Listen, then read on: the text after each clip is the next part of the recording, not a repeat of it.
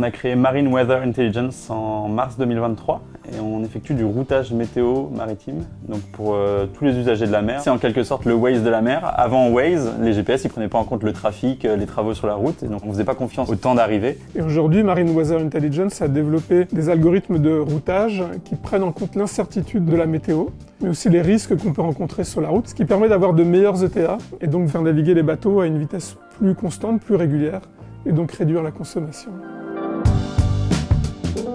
On a choisi VIP puisque on est basé à Auray. C'était vraiment l'incubateur local. VIP, c'est l'une des 7 technopoles de Bretagne. Une structure qui a déjà presque 38 ans. Elle a été créée par des entrepreneurs du Pays de Vannes.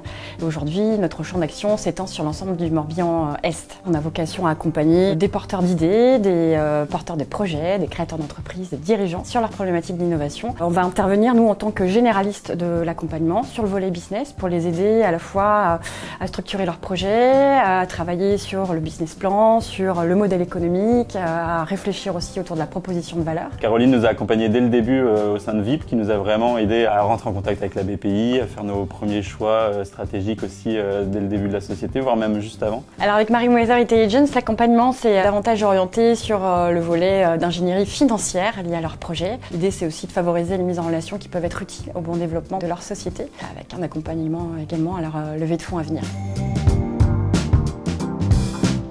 VIP nous a orientés vers les ABIC Nord, qui nous a ouvert beaucoup de portes avec le CNES et l'ESA par ailleurs derrière. Donc aujourd'hui on travaille beaucoup avec des données satellitaires. On les utilise pour les modèles météo, on les utilise aussi pour les télécommunications avec les bateaux, aussi pour justement calibrer nous-mêmes nos observations, avoir des observations plus précises qui nous permettent de qualifier les modèles et de les comparer. Et l'accès au CNES et à l'ESA nous permet de mieux comprendre comment accéder à ces données-là et aussi de répondre à des appels à projets.